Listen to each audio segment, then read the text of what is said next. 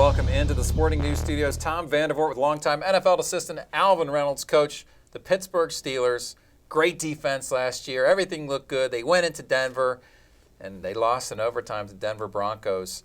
What does this team have to do to kind of take another step this year and get back to where they're used to being?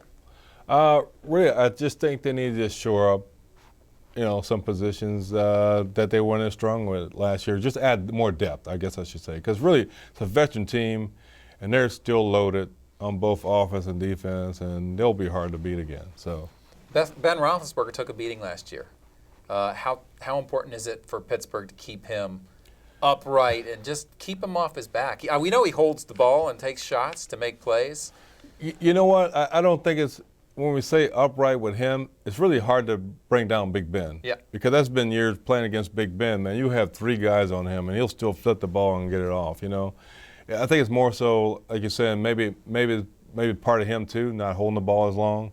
Maybe give him some tweaks to the system where some of their throws a little bit quicker, and give the receivers the opportunity to run the ball, or give him a chance just to get rid of it quicker. Now we have Mike Wallace holding out, at least as of this moment. Is that disruptive to a team, or do guys know, hey, this is the NFL, it's business, and that's just part of the game? I think if it's with most teams, if it's a young team, I would say so. But with the Pittsburgh Steelers, they really don't fret about stuff like that. I think they have a veteran team, and they're not going to worry a whole lot about that. Because I think Troy Polamalu and some other guys in the past have pretty much held out and not been there the whole time. It's probably a blessing in disguise where a guy gets some rest, I guess. Yeah, I've heard that more than once from guys. Yes. If they hold out, they actually benefits them over the course of a long season. It does, but I only worry about one thing with receivers.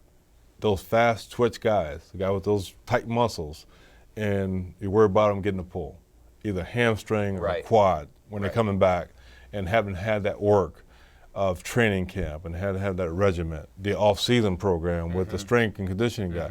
I mean, that's the worry you have. Now, the other aspect of Pittsburgh is Todd Haley coming in as offensive coordinator. How big of a deal is that to this football team?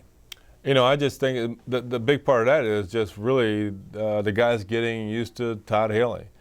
But I think a lot of times people find out they really look at the offense or defense close when they bring in someone new. The more things change, sometimes they stay the same. I see. It's my point. Whatever Ben does well, you would hope that they will keep it. Right. So he's going to understand Roethlisberger and the other players they have on offense and tailor what he does to them. Now, on the defensive side of the ball, you mentioned Polamalu, and they were, I think, the #1 defense in the league last year, certainly right up there. Yes. What do they do so well on Pittsburgh defensively? They keep everybody together. Again, continuity. Look at some of the linebackers on the team. They've been there, I think, Larry Foote, I think is one of their names. Casey Hampton. Those guys have been there 10 years, 8 years. They've been there a long time. Troy Polamalu has been there a long time. They have continuity. And they know where each other's going to be, and they don't make a whole lot of mistakes on the defense side of the ball. And that's what makes it so good every year. Makes it so tough to score on them. Right. So you have to make the plays. They're not going to beat themselves. Yeah, they're not going to beat themselves. You're going to have to beat them.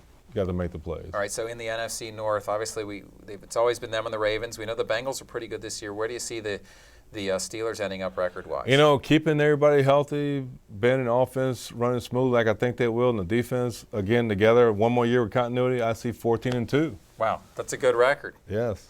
Pittsburgh Steelers, a legitimate Super Bowl threat. In the mind of Alvin Reynolds, I'm Tom Vandervoort. Thanks for watching.